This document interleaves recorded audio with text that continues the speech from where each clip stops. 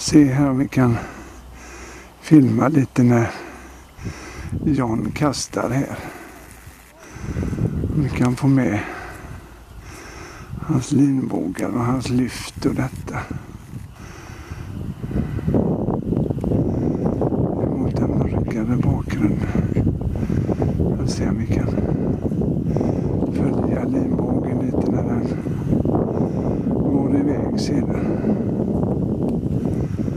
Jag vill zooma lite grann när det ser. Där går den iväg nu. Ja, det ser inte så alls illa ut. Det ser riktigt bra ut faktiskt.